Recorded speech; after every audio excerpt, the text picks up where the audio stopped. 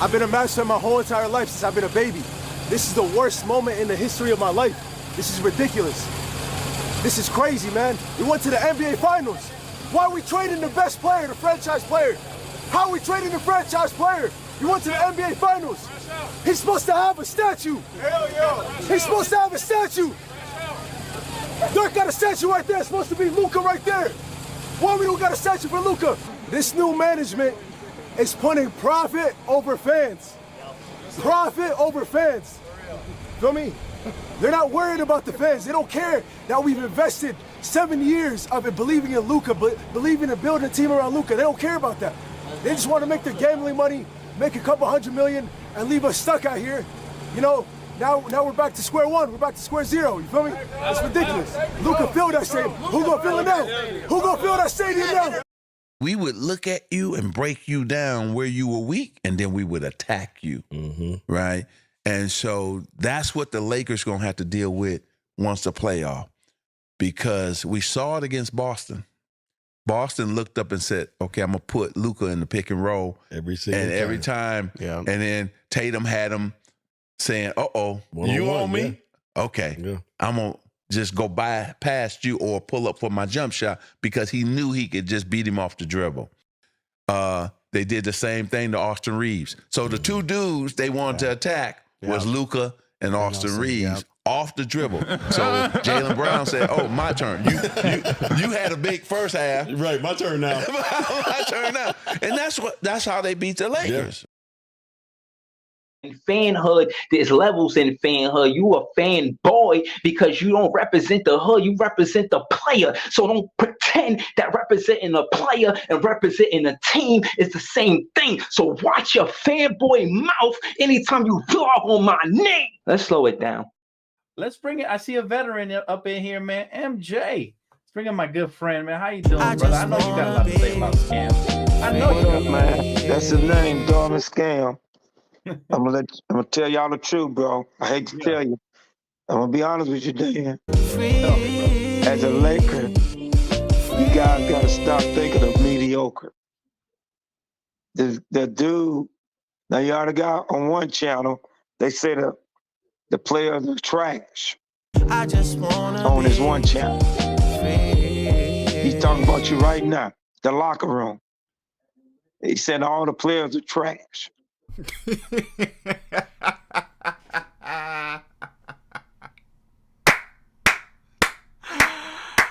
Oh man, let's clap it up, folks. Let's clap it up, man, for the New York Knicks, man. That was beautiful, man. That was beautiful. I like that, chat. I really did. I like that.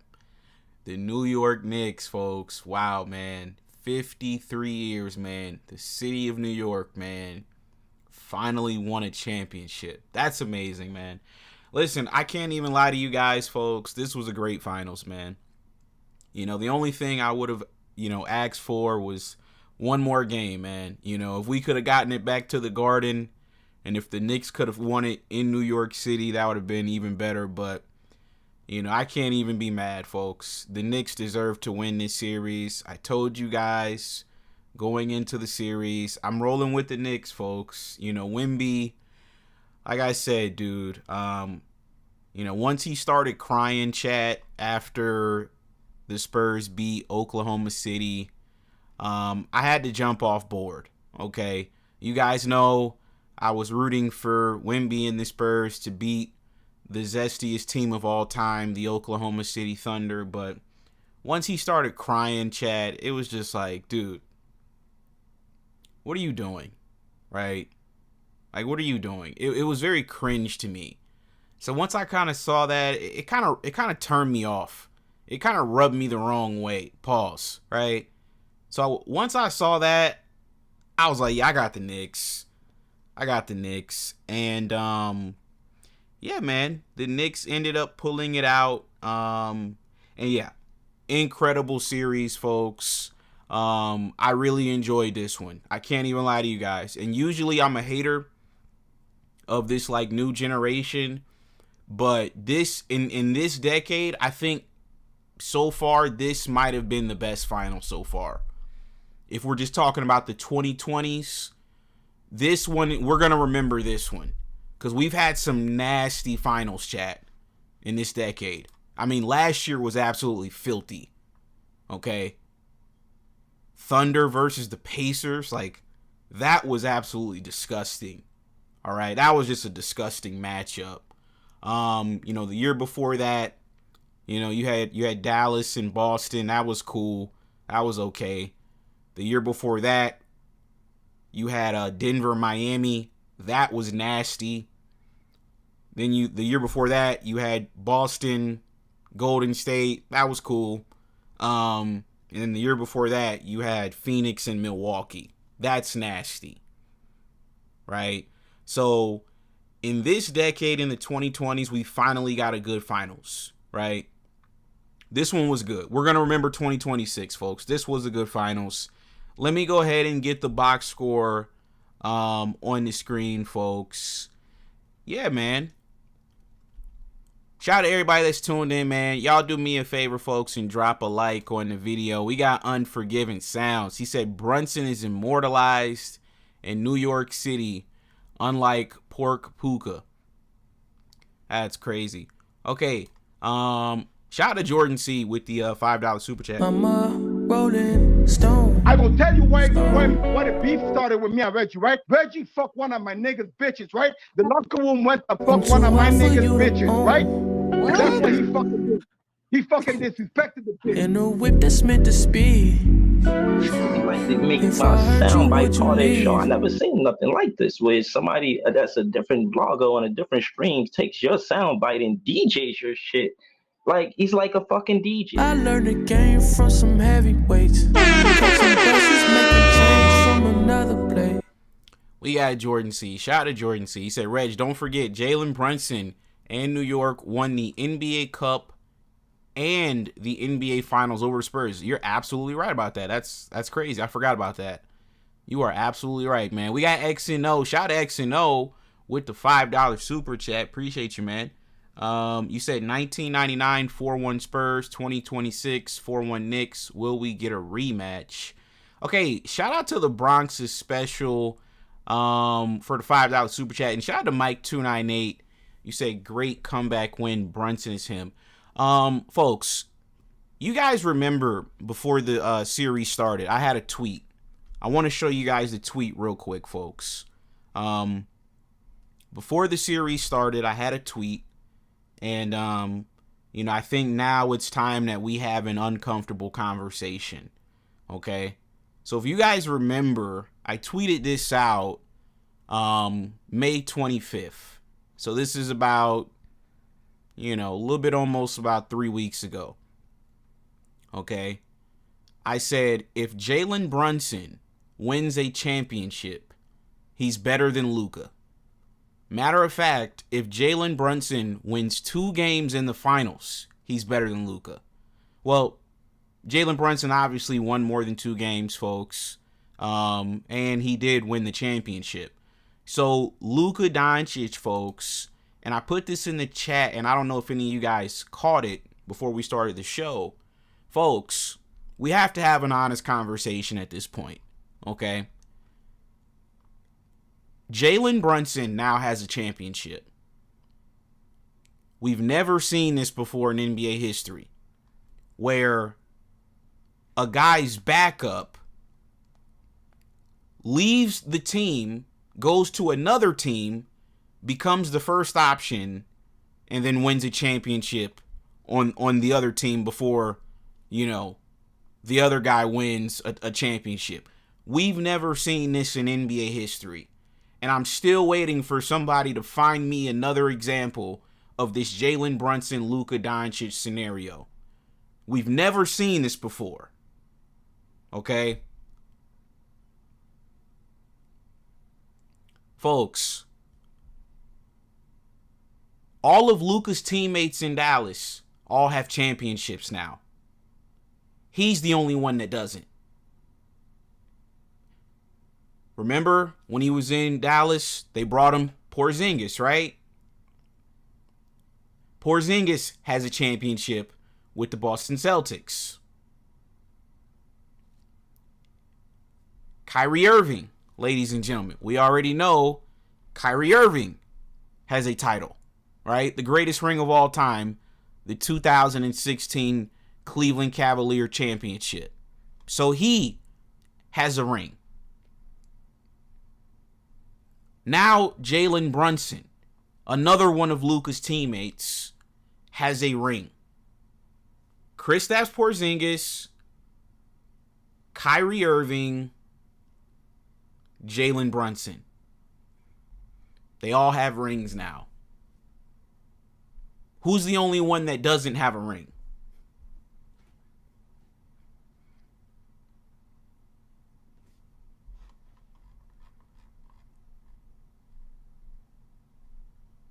Like, Luka, look, you just standing there. Look, watch this again, Luka. He just went right by. Luka, what are you doing? I'll say there was some effort on that one. Fouling. Luka, what are you doing? Get back into play, Luka. Luka. He would hate me. Luka, come on, bro. We got Marco in the chat. He said Luka's a fraud.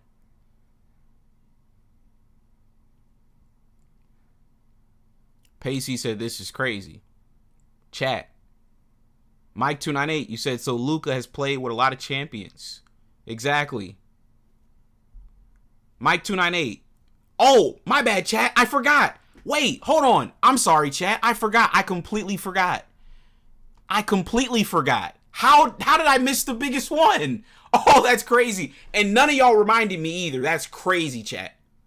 That's actually crazy that none of you guys reminded me. Hold on. Let's rewind this for a second. Kristaps Porzingis, Luka's former teammate, won a championship. Kyrie Irving, Luka's former teammate, won a championship.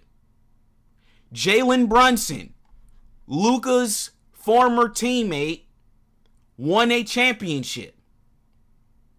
LeBron James, ladies and gentlemen, I can't forget about LeBron, Luka's current teammate. They all win championships when they get away from Luka. When Porzingis went to Boston and got away from Luka, he won a championship. When Jalen Brunson got away from Luka and went to New York, he won a championship. Kyrie, when he went to Dallas with Luka, he couldn't win. But when he was not playing with Luka, he was able to win a championship. LeBron, before Luka, he was able to win championships. With Luka, he's not able to win championships. Nah, this is actually insane.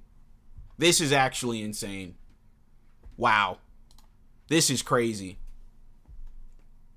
He's actually the problem. He said Nico knew. Exactly. Nico, I've been telling y'all, Nico is the genius here. The retards are the fanboys, folks. Nico's the genius here, folks. The retards are the fanboys. I've been a master my whole entire life since I've been a baby. This is the worst moment in the history of my life. This is ridiculous. This is crazy, man. We went to the NBA Finals. Why are we trading the best player, the franchise player? How are we trading the franchise player? You went to the NBA Finals. He's supposed to have a statue. Hell yeah. He's supposed to have a statue. Dirk got a statue right there. It's supposed to be Luka right there. Why we don't got a statue for Luka? This new management is putting profit over fans. Profit over fans. Feel me? They're not worried about the fans. They don't care that we've invested 7 years of it believing in Luka, believing in building a team around Luka. They don't care about that. They just want to make their gambling money, make a couple $100 million, and leave us stuck out here. You know, now we're back to square one. We're back to square zero. You feel me? It's ridiculous. Luka filled that stadium. Who gonna fill it now? Who gonna fill that stadium now? Ladies and gentlemen, these are the retard idiots that were chanting Fire Nico. These were the retard idiots. The grown men who should be at work, right, No, they're at Dallas Maverick. They're at the Dallas Mavericks arena with a Luka jersey on, right? Screaming at the top of their lungs, yelling, like a bunch of chimpanzees. All because Nico traded their favorite white boy.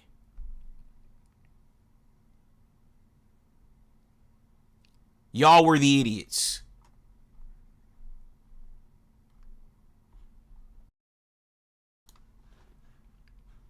Nico was right this entire time, man. Yo, shout out to Nico, man. Real talk. Shout out to Nico, because Nico won tonight, too. Jalen Brunson and Stephen A. Smith, and I got to give Stephen A. Smith his props, because he made a very good point, chat, on First Take the other day. And he said something about Jalen Brunson. And he said, if Jalen Brunson wins this championship, now there are no more excuses for everybody else. Right? Because if Wemby would have won, he was basically saying how, that was going to be the excuse of why everybody else lost. Oh, well, he's 7'5", we can't do nothing with that. But now that Jalen Brunson's won, and he's 6'1", right? What's everybody else's excuse? And I thought that was a phenomenal point by Stephen A. Smith. What's your excuse to not win, Devin Booker? What's your excuse, dude? Trae Young, what's your excuse? Luka Doncic, what's your excuse? Anthony Edwards, there's no more excuses anymore. There's no more excuses anymore. That's why I love Jalen Brunson winning this championship, folks. That's why I love Jalen Brunson winning this championship. Because now it shows us only the niggas that are actively trying to get better are gonna win. This is why Jalen Brunson has surpassed Luka. You wanna know why? Because he put the work in. That's all he did. He just put the work in. He just got better. SGA just got better. Jaylen Brown just got better. That's it. No, Luka just wants to ride around in his Bugatti. He's a Ukrainian fraudster. That's all Luka is. He's a Ukrainian fraudster. He's scamming NBA fans out of hundreds of millions of dollars every year.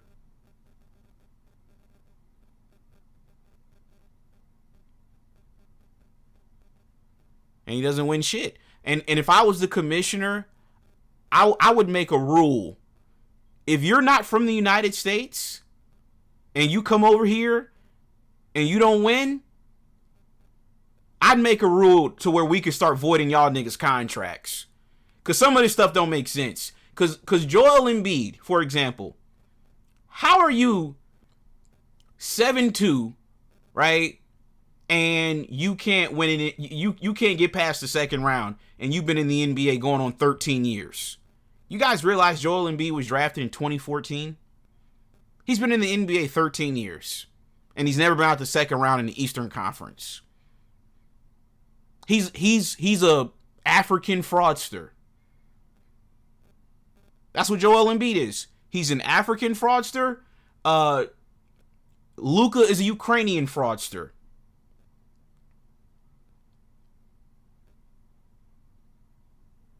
Shout out to Jalen Brunson. America is back on top.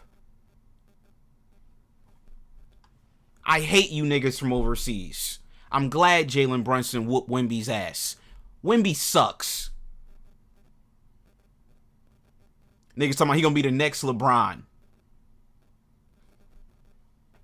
Nigga got a size 25 shoe. How you gonna be the next LeBron and you got a size 25 shoe? How's that gonna work? Okay. Let me get to some of these super chats. Shout out to Jordan C with the $2 super chat. He said Brunson didn't just win a chip, he won the finals MVP. Yeah, he's clearly surpassed Luka now. Yeah, it's over with now. Okay, we got Cole with the $5 super chat. Appreciate you, man. Austin Reeves. Foul baiter. You said, notice how Brunson cries after winning the finals and not the Western Conference finals. Yeah, Wemby's a pussy. He's a French pussy. That's what he is. He's a croissant eating, latte drinking, French kissing dork. That's what he is. I was finna say something else and get this whole show taken down. I had to check myself for a minute, chat. But yeah, shout out to Tal Assassin with the $5 super chat. I will tell you why the beef started with me and Reggie, right? Reggie fucked one of my niggas' bitches, right? The locker room went to fuck one of my niggas' bitches, right? That's what he fucking disrespected the bitch. He said the Mayo media doesn't want to admit Brunson passed Luke, and it's okay, but they will go to the grave that Luka is the better player. Debate's over. Yeah, I mean, these people are insane. These people are insane. So let's get to the box score, though, chat. I'm going to get the phone lines open here in a second because I really want to talk to the people tonight, man. I want to speak with my chat tonight. So, yeah, let me get the box score. We'll just skim through the box score real quick, man. I want to start with Wemby. You guys keep saying he's going to be the next LeBron James. The next LeBron James, I doubt it. The dude, I mean, he got carried tonight by a rookie. I mean, imagine getting carried at home in a finals game by a rookie. Do you guys think that would ever happen to LeBron James? Like, we have to stop this. Like, seriously, the LeBron comparison, it's not even, like, fair to LeBron. Right? It's not fair to LeBron. Like, if you're going to compare him to somebody, like, maybe, like, compare him to, like, Shaq or, like, Hakeem or something, right? Like, or Duncan, right? But don't compare him to LeBron. That's just not fair to LeBron. LeBron would never get outplayed in a finals game by a rookie. Dylan Harper is a rookie, and he was the Spurs' best player tonight. He finished the game with 25 points, 10 of 19 from the field, 2 of 4 from three-point line. He's a gamer. He's a baller. I like Dylan Harper. It's funny because I was on another panel last night over on BKNY Hoops, and they, I guess BKNY Hoops had said that he would take Dylan Harper over Luka. So one of the guys over there, he asked me, did I agree? And I was like, yeah, I actually would take Dylan Harper right now over Luka. I actually would. It sounds crazy. I did have to think about it for a split second. But when I thought about it, I was like, yeah, I'd rather have Dylan Harper. Because he's younger, and he competes on both ends of the floor. And that's more valuable than, like, Luka and his stat padding and all of that trash. So, yeah, I would rather have Dylan Harper, in all honesty. They lost, but Dylan Harper, he's got a bright future. In this league. I like Dylan Harper. He's going to be their starting point guard here soon. I think they're going to get rid of Fox because De'Aaron Fox, what were you doing? What were you doing? I mean, he had an Aston Reeves game. And then it's funny, right? Because I was on Twitter and I seen niggas saying that, Aston is better than De'Aaron Fox. No, the fuck he's not. Like, don't think just because De'Aaron Fox lost tonight and he played like trash that now Aston is better than him.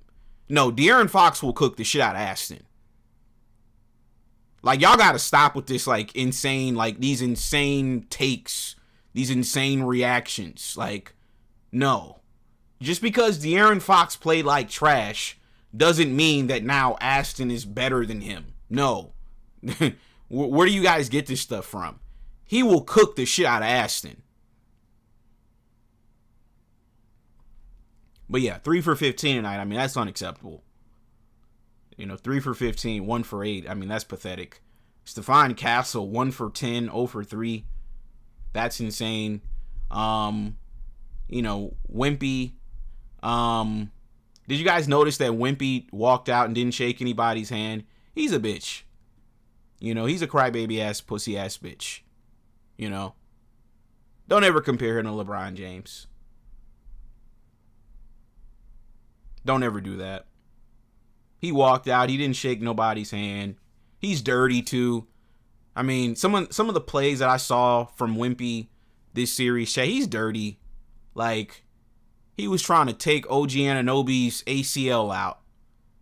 I mean, he damn near stomped on his whole leg with his size 25 shoe, that big ass foot of his. Now, he's dirty. He's a crybaby.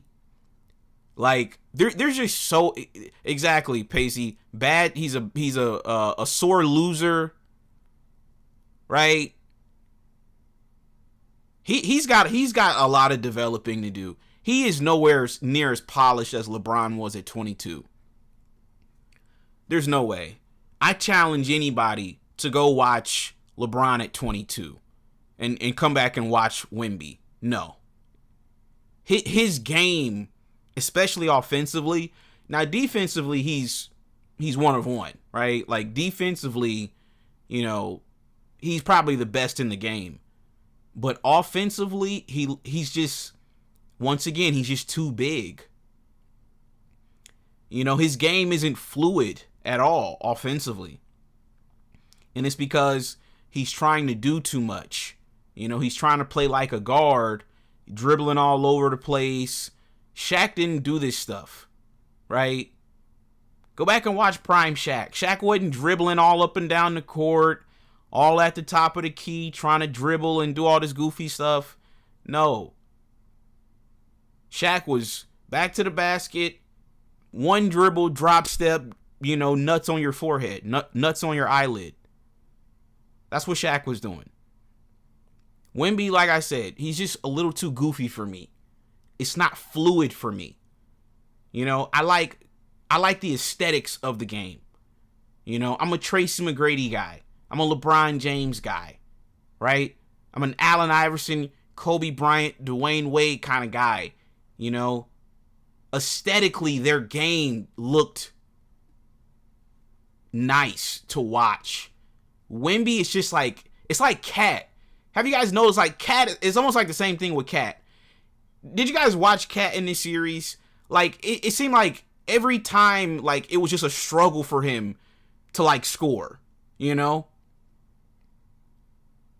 Like, every time Cat got the ball, it was like he was just fighting for position. Like, it wasn't fluid at all. You know? Him trying to get to a spot, you know, it's just big and bulky and goofy. And Wemby has that same aspect to his game. It's just clunky. It's awkward. It's goofy. It's not fluid at all. It doesn't look aesthetically pleasing to watch. It's nasty.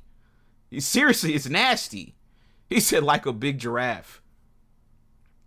You said watching Harper is much more aesthetically pleasing. Wemby just looks awkward. Yeah, he's just a big goofball. You know? We got Mac with the Vortex. Shout out to you. You said Wemby ain't a shark. He's a tuna, I guess. Hashtag Team Bron. Yeah, so I guess maybe this summer he'll go link up with Hakeem Olajuwon and save the trip to LA to go have a conversation with Rob Pelinka about Kobe's, you know, off-season training methods, you know, studying great white sharks and stuff, you know. No, dude, are you going to be like a marine biologist? I mean, are you going to be working in, you know, submarines and in boats and stuff? Then sure, you might want to learn the hunting patterns of great white sharks, right? But if you're going to be a basketball player, you might want to call LeBron, right? You might want to call LeBron. I mean, you're calling Rob Pelinka to seek the advice of a dead man, you know, respectfully. Like, you might want to call, you know, like, guys that are actually here, you know, that can actually, like, help you, you know? I mean, I don't know, chat. Am I tripping or what? You guys can let me know if I'm tripping with that. But I just think, you know, if you're seeking advice on how to get better at basketball, I don't see how consulting with Rob Pelinka, about Kobe's, methods in the off season, I just don't see how that's going to be beneficial for you, right? Because you're number one, you're not a guard. Kobe was a guard. You're not a guard, And then, Kobe was studying great white sharks and stuff. So what are you going to do? Go grab his goggles, chat, and go hit the beach?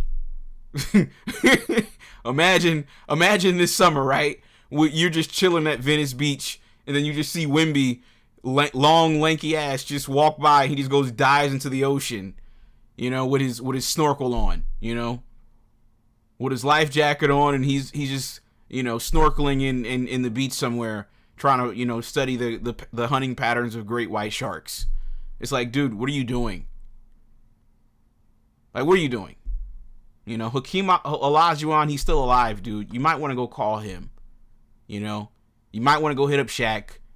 You might want to call LeBron, right?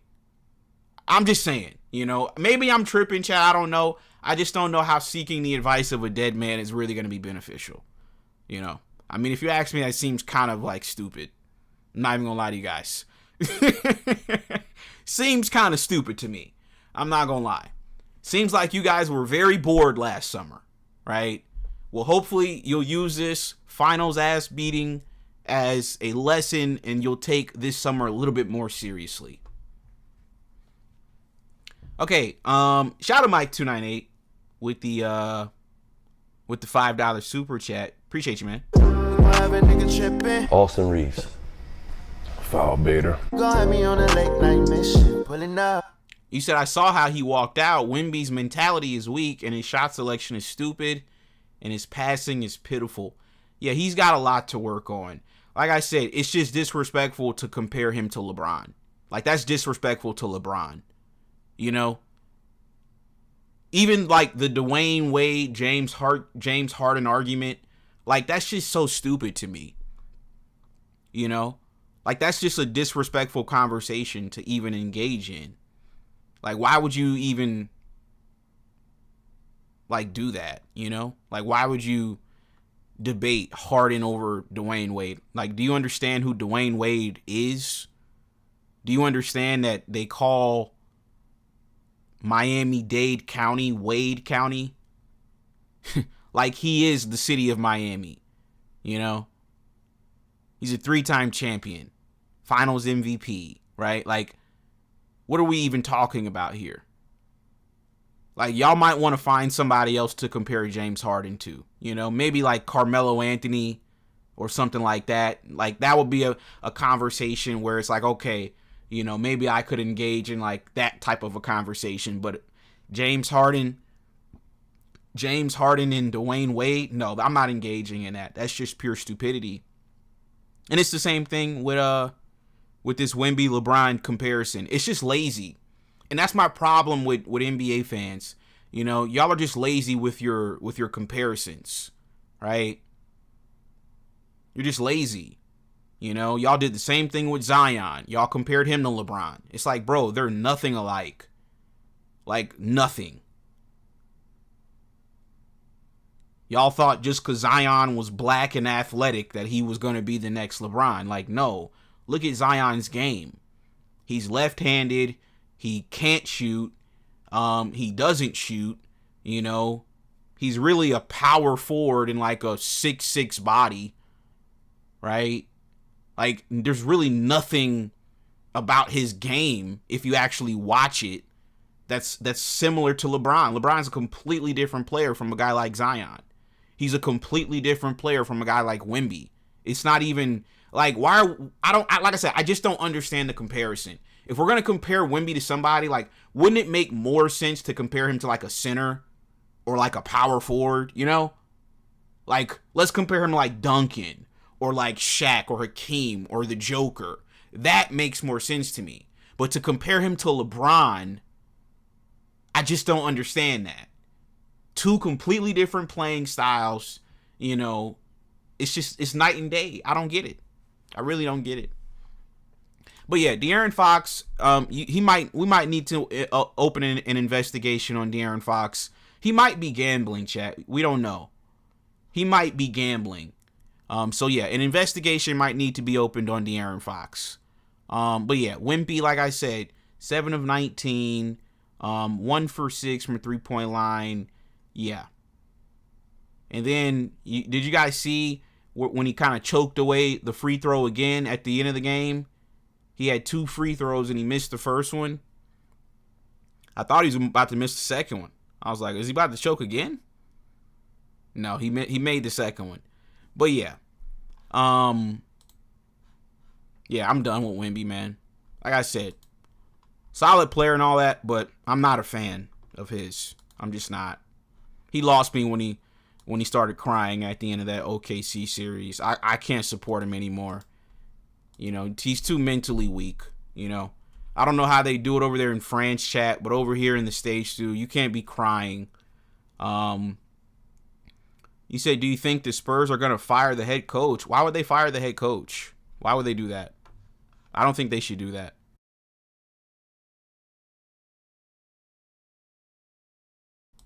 All right, we got 444 and Jael. What's going on, fellas? What's up with it? What's going on, Reg? What's up, Jael? Well, you want to go first, Jael? Yeah, man. I think a better comparison would be Dirk Nowitzki, 7-footer who plays on the perimeter. See, the kind of game that he plays, it rolls over there in Europe and in those French leagues and in those European leagues. But the way he play ain't gonna cut it over here in America. You gotta get in the post, or at least the high post. It'll save him from being exhausted, from running all over the perimeter. He's playing offense and defense on the perimeter, and he's 7'5". That's a combination for disaster. So he needs to find ways to slow the game down and to be able to get rest during the game, pick his spots better instead of out there trying to be Kevin Durant, basically. He out there trying to be Kevin Durant, except for, I mean, I was going to say Kevin Durant's a little bit stronger. Kevin Durant was thin when he came into the league, but I don't remember him getting pushed around the way Wemby get pushed around. But see, the thing with KD that allows KD to be so great is his ball handling. His ball handling, for sure. His ball handling and his shooting. So he's able to create, you know, separation from defenders. He's able to get to his spots. He's able to just rise up and shoot. Wemby is almost too big. You know, like I said, it's clunky, it's awkward, it's weird, it's not as fluid as a KD. You know, like 7'5", like that's just too big, man. You know, KD is 7 feet. KD is 7 feet, and he don't even want y'all to call him 7 feet. He talking about he's 6'9" or something. You know, like, he don't even want to be 7 feet. Like 7'5" is that's just too big. I'm sorry, it's just too big to be trying to dribble and trying to score and shoot and do all that extra stuff. But yeah, 444. What's going on, man? Well, I just wanted to come up here and I said I was going down with the ship. I am drowning now. I'm officially. You're down there with Don C now. Yeah, I am down there, but it's okay. I stood on it. Okay, so I'll come back up and you know, come back to land. Now 444. I do think, out of respect, I do think you do need to pay a little bit of homage to Jalen Brunson, because he did win the Finals MVP. For sure. So, this was a game that definitely was an MVP game for Jalen Brunson, to be honest. If we were going by game, this was the game. So I don't have any issues with that.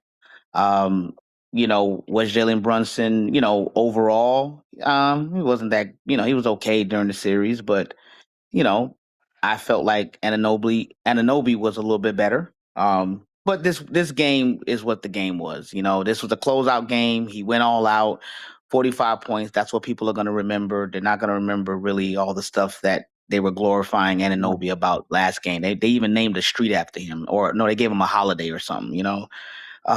So yeah. So much respect to Jalen Brunson. I think he played a perfect game today. So no problems with that.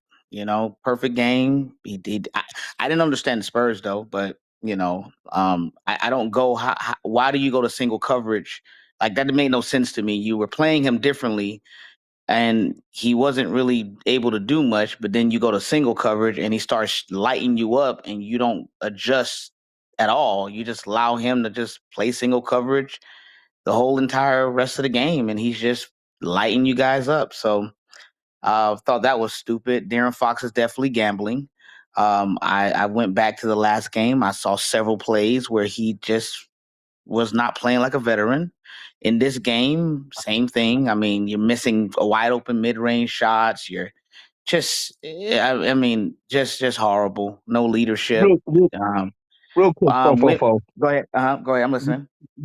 You got to shoot De'Aaron Fox and Bell, because as a Laker fan, yes, with him having a high ankle sprain, which is a 6 to 8 week injury, he came right back to see what he could do for his team. Hey, we had a guy who went across the seas so he could come back early, and he still didn't show his face. That's a good point. I forgot about his injury. That's a good point.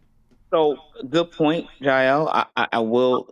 I'm looking at. So for me, right? Okay. I mean, I have no argument against that. So I guess for me, I'm just literally critiquing like his shot. He was moving quickly. I mean, I didn't see any like lacks in his speed. I mean, his dribble looked decent. So for whatever it's worth, I'm just critiquing just what he's doing on the court. He wasn't moving, super injured. So I mean, if the injury is the blame for why he was missing wide open shots, I guess. I mean, the dude is gambling, bro. There's no way possible, man. I'm sorry. I mean, high ankle sprain or not, you're not making the right reads. You're just doing turn like he threw a pass to Cornette, and it was just like I'm just like I don't. This was sad, bro. I was going down with the ship, and it was going down fast, bro. Like we were good. The ship was good, man. And when it got to that point in the game, and I'm just like, why are we just allowing Brunson to just torch? He was killing them back to back. And Wemby officially turned into Wimpy. And I was disappointed in him, man, because they just throwing you around, pushing you around. You're doing all this dribbling, looking clunky and stupid. I'm like, what are you doing, man? Like, I'm going to tell you what the problem is. He's really not supposed to be a number one option. Really and truly, I agree. Wemby really is Wemby is what Anthony Davis is on the championship team with LeBron. That's what Wemby is really. Wemby really should be a number 2 option on a championship team, not a number 1. Well, in the next 2 years, Darren Harper will be the number 1 option. Sure. No, Darren Fox will be traded, and he will be investigated, and they're probably going to come out. I said Dylan Harper. Oh, who? You said Dylan Harper? Yeah. Dylan I would Harper, say Dylan Harper. Yeah. No, for sure. Dylan Harper. I'm gonna be honest with you. I hear where you're going with that. They really need someone like a LeBron, bro. I'm just gonna be honest, because I don't see the leadership, bro. The leadership, man. And 444. This is not to cut you off, but this is what a lot of Laker fans, when they say, "Oh," because I tuned into that clown Trevor Lane. He dropped a video talking about LeBron's value and all this dumb shit, and oh yeah, LeBron's not worth a max, and I'm just like, bro. Like, you got guys, I mean, have you seen De'Aaron Fox's contract? Yeah. But LeBron's not worth the max? Like, okay. That's what I'm so, saying, but yeah, but like, a lot of people, because there's no stat for leadership and galvanizing the troops, because there's not a stat for that, people act like that's not important, you know? And even when I think about, like, the Warriors, for example, you know, people will like I said, they'll shit on Draymond because he might not score 20 points, but it's like it's his leadership. You know, like Steph and Clay don't have 3-4 rings without Draymond. He was the heart of that team. He's the heart and soul of the Warriors team, you know? And it's the same thing with LeBron. You know, he's our heartbeat. You know what I mean? He's like a limb, okay? We can lose you and still function. Yeah. LeBron is our heartbeat. If we don't have that, it's over. You know, and that's what the Spurs are lacking. They don't have that. That Chris Paul, that Draymond, that LeBron. They don't have that quintessential leader. Well, you know, if you trade out De'Aaron Fox for Austin Reeves, then the Spurs win that 2026 championship. Hit the buzzer. Thank you. I know you're trolling. Didn't they want him a couple years ago while we do a sign and trade for De'Aaron Fox? Hey, let's send him out of here. That's a good point. That's a good point. Austin Reeves all day. Well, no. I think what it was Laker fan, because this is what they're doing now. They're trying to tell us that the Nets want him. Like because I really think, now that I'm thinking about it, now that you mention it, I really think we were being lied to when they were saying the Spurs wanted him. Because when free agency came in 23, they didn't offer him no contract. So maybe that was just all Laker propaganda trying to get us to believe they wanted him, you know, and they're doing the same thing now with the Nets. Oh, yeah, the Nets are going to make a run at him. No, that's what y'all are saying. They ain't saying that. Yeah, well, the Spurs fans looking like they ready to ship De'Aaron Fox out of there. So, hey, I'll take him for sure. Well, you bring him over to the Lakers? Oh yeah, and ship Reeves right out. Yeah, buddy, I'm gonna be honest with Jael. The Spurs aren't going to be interested. Yeah, the Spurs won't be interested in Reeves. Yeah. I'm sorry. I was highly disappointed at Fox, man. I'm sorry that the IQ just oh my god, like the high ankle sprain doesn't. That's not the reason why you try to go for a layup with 13 seconds on the clock. But come on, man, like just. No. That is exactly why. Because I was watching highlights earlier of De'Aaron Fox back in Sacramento, and 9 out of 10 times he was dunking that, and that's what let me say, oh yeah, he that ankle is affecting him because he should have dunked that. Should have went up strong to him. No, he should have not did anything but hold the ball, man. It's the IQ, it's the mindset. Before 4-4, go ahead, I'm listening. Before 4-4, this is what I be saying though when it comes to like getting these guys from losing systems. You know, a lot of these Laker fans, they're like, oh, let's go get Herb Jones. Let's go get Trey Murphy. Dude, he's been playing for the Pelicans his entire career. You think he gonna know how to win high leverage basketball games with the Lakers? Look at the Knicks. All they guys went to college and won together. Mikal, Hart, and Brunson. They know how to win. Yep. Right? OG, exactly. OG's won. So, for example, Fox, you coming from SAC. I think he might have went to the finals one time. I mean, not the finals, but the playoffs one time in SAC. You know, like one time. Yeah, so he don't know how to win. And this should be a warning to Laker fans. Y'all keep talking about how y'all want, you know, Nicholas Claxton. Nigga, you think we gonna get to a high leverage moment, a high leverage game, and he gonna come through? He don't know how to win. He gonna do something goofy, just like De'Aaron Fox did, you know, just like Austin Reeves be doing. They don't know how to win. Knowing how to win, it's an underrated quality that I think you gotta look for when you're trying to find certain players. You know, the Caruso pickup for OKC, that was huge for them. Having Caruso in their roster, a guy that already has been there, he knows how to win. That's huge for that locker room. So that's what y'all need to be trying to go find. When we won in 2020, 444, we had LeBron. He already won. Rondo already won. Danny Green already had won. Dwight Howard had led his team to finals, right? Anthony Davis, J.R. Smith. That's why I knew we were winning the chip that year, because of the experience. We had more experience than anybody. That's how I knew we were going to win the chip, because the roster, we had more experience. So y'all better think twice before y'all try to go sign these niggas from these sorry ass teams. Y'all better think twice. Then do they know how to win? Then Dylan Harper, right? So Fox in the game, where the Spurs offense was just crappy. He sits, Harper comes in, offense starts sparking right up, and they do the same thing.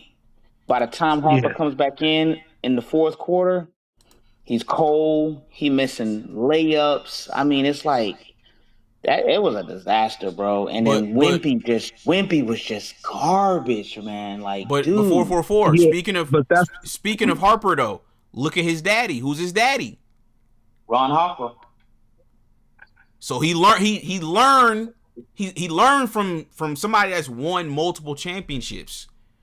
That's valuable. Yeah. That's why when people, try to trash the Bronny pickup for the Lakers, I'm like, bro, y'all are stupid. This man goes home every night with the greatest player of all time. You don't think he's picking up on certain nuances of the game and how to win? Take him. He going home every night with LeBron. That's valuable. I don't care what nobody say. Same thing with Dylan Harper. I don't think it's any surprise he played so well. Look who we learned from. So y'all got to take all this into account. I get it. Y'all want to make everything about stats and numbers and, Austin averaged 23, 5, and 5. Yeah, but he never wins, though. None of those points ever contribute to us winning a game in the playoffs. So what difference do it make? Yeah, in the mayonnaise media, they will never add the context to that 23, 5, and 5, considering at the beginning of the season, he was averaging almost 28. And after the first injury, he was averaging 17, which came down to 23. So after the first calf injury, he only averaged 17. But yeah, speaking on experience and knowing how to win, yeah, every game really came down to winning time, and it was those moments, and it was those big either shots or tip-ins or steals or the blunders on the Spurs side that really decided the game. It was those moments where knowing what to do, have been there before, and not letting the moment be too big is what really carried the Knicks to the victory, because the Spurs really had a 12 to or a 14-point lead every single game. They were up by at least 14 in every game. But when it came down to winning time, you had Wemby throwing the ball off the back. You had De'Aaron Fox, like you said, he should have held the ball. Even this game, Dylan Harper coming down with 8 seconds left, left-handed layup, clank. Those is the knowing how big the moment is and being able to get it done goes a long way. But think about it from this perspective too, right? So when we won the first round series, we had DeAndre Ayton, who's been to a finals before. We had Marcus Smart, who's been to the finals before. We had LeBron, right? We had Rui, who's been deep into the playoffs with us. So people keep saying, "Oh, Houston was trash," but y'all are disregarding the experience factor. Because I remember before the series started, I pulled up DeAndre Ayton's playoff record. He had a better playoff record than Sengun did. I don't think it was any coincidence he outplayed Sengun. I don't think it was any coincidence LeBron James led us to a victory over the Rockets, because that experience matters. The Rockets, when it came down to late game execution, They're having the same issues the Spurs had. They don't know how to execute. They don't know how to close games out. That's where experience matters. LeBron's 41. He's been doing this for 20 years. He's been in every single situation. He knows time and score. He knows how many timeouts we got. He knows, everything. He knows how to lead us to that victory. But and that's another reason they need to also get rid of De'Aaron Fox, the Spurs, because how well Dylan Harper played, you got to put the ball in his hands. You got to. You can't, like Fofo said, you can't sit him on the bench and have him coming out being the spark plug that he is and then letting him get cold by the end of the game. He needs to be playing 30 minutes a game next year. Yeah, give me 1 second, fellas. We got Fair Game. Shout out to Fair Game with the $5 super chat. Appreciate you, man. LeBron fans. You say keep talking that game within a game. Reggie, basketball is 90% mental, 10% skill. Exactly. Yeah, man. I think, like I said, fellas, there's a lot to be learned from this finals run. I actually like that the Knicks won because, before the finals, it was about, getting younger, getting more athletic. Now, is it about finding guys that have that experience? Because, sure, you can go chase after the young guys, but you guys can see when you get down to crunch time in the last 5 minutes, because if we're really being honest, the Spurs, you could make the argument the Spurs should have won. Like, it could have very easily been Spurs 3-1. Correct. Or Spurs, winning tonight.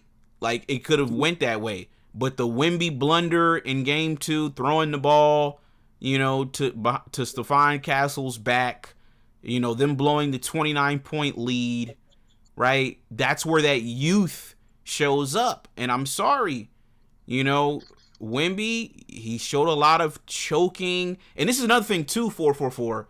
When these players are young, you don't know who they are yet. There's no track record. There's no credit score. See, this is why I still say LeBron is the best.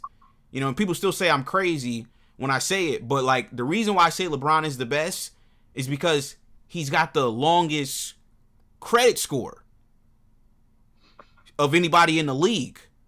These guys, they'll win one championship and then people will start saying they're the best. No, you're not the best to me. I'm sorry. Yeah, Jalen Brunson got a championship tonight. Congratulations, champ. He got his first finals MVP. Would I take him now over LeBron? No. LeBron went to the finals 8 years in a row. Let's see if Jalen Brunson can sustain that. Let's see if he can sustain it. Let's see if he's still going to be hungry next year. We got to wait and see. But, the thing with the young players is once again, there's no track record. We don't know what you're going to do. We never seen you do it before. So now our memory of Wemby is going to be, oh yeah, he choked. So now let's say next year comes around, and he goes deep into the playoffs again. Depending on who he played, we might take the other team now. Like, oh no, he gonna choke like he did last year. Well, keeping that in mind, do we give Stephon Castle, do we give him a break? Because nobody's really talking about him, but he only had one good game this whole series. He really didn't play well in the finals. Agreed. I think Stephon Castle, it's the dreads. Offensively, offensively, you're correct. I think defensively, though, he was definitely, I would say, impactful. He was in there, for sure. Go ahead. Yeah. So I think in basketball, it's like give or take. You know what I mean? You kind of have to. Offensively, he wasn't there, but defensively, his defensive presence definitely was needed. So it's kind of like a trade-off, man. And what I will say that I do appreciate Castle for doing, but he started to return to it in this game, which that made me mad. He started playing with that low IQ again, like dribbling into like 3 different players. Like, come on, man, trying to force. You're driving into the paint and you're trying to force the shot, hoping that you can kind of sustain the shot before you. I mean, all that stupid IQ, that's dumb. He was starting to do that again. So yeah, some of the blame definitely can go to Castle as well. But I think defensively is where his strong suit was at, over in the series. Harper was just nice, yo. Harper, like I said, it should have been Harper. I'm telling you, man, Fox on the court with Wemby is a complete negative, man. It's a negative. It's just bad basketball. Bad basketball, man. And Wemby's really a second option. He's not a first option, man. That's the other problem. Yeah. And De'Aaron Fox, I agree with you that Wemby and De'Aaron Fox just don't look good together. Because when Wemby was hurt during the year, De'Aaron Fox was balling. Yep. When they had that little stretch without him, and they won 8 in a row or 8 out of 10, something like that, De'Aaron Fox was balling. I think you bring up an interesting point though, 444, when you say that Wemby is not the first option, he's more like a second option. But see, here's my thing, and here's why I slightly disagree with you. So for example, if we're talking about like the Nuggets, right? Yeah. If we said who's the first option, we would say the Joker. But yes. but the guy that closes a lot of the times is Jamal Murray. Correct. And he kind of bails the Joker out in a lot of instances by closing games. He does. You know? So to me, I think Wemby could probably be your first option, but you would still need that 1B guy that can take over late in the game. Because like I said, you don't really look for like a big to like close, like for example, Shaq, he had Kobe to close out a lot of his games. You know, the Joker had Jamal Murray to close out a lot of his games. You know, so it's like you don't really look to a big to be like, okay, take us home a lot of the time. Well, you're correct, but the reason why I say he's really more of a second option is because he's not playing like a big. And as long as he continues to play the way he plays, he is not going to be a first option because it's going to take way too long for him to improve those skill sets. Like his dribbling is horrible when he has pressure. He looks freaking stupid. It's almost like, I don't even want you to dribble, dude. Get your tall ass and be a catch and shoot tall or be a down low big. Like choose, like pick your spot. Like, but you trying to be dribbling on the perimeter and no, you look dumb. So that's the only reason why I say he's a second option, because it's like very similar to Anthony Davis. It's like Anthony Davis was a guard in college, right? So it's almost like, but we got the best out of Anthony Davis with him being a second option, like, because we don't need you to do all that dribbling, Anthony. You know what I'm saying? Like, yo, you just gonna kill it, do your thing. You got your skill set, and that's it. And that's how Wemby's doing way too much, bro. Like he's chasing guards around, bro. Like he's chasing guards around. Then he's recovering. Then he's blocking shots. Then he's shooting. Like it's just way too much. He needs to be isolated to maybe 1 or 2 or 3 things so that we can get the best out of him. He's doing way too much, bro. He ain't built for that. That's first option stuff. He's not a LeBron, bro. Yeah, I kind of agree with you on that one, 444, because I think Anthony Davis is a good comparison because we have LeBron James who could carry the scoring load. It allowed him to give us just as good as defense as it was offense, and we didn't have to choose one or the other. He can give us 24 and 12 rebounds and 3 blocks instead of him giving us 40 points, 6 rebounds, and no defense, right? So him being the second option gave him the ability to be able to play high level defense and high level offense and not have to carry the scoring load. So I agree with you on that. And for what they got right now, from what they were saying, Dylan Harper, Stephon Castle, and Wemby is going to be their big three.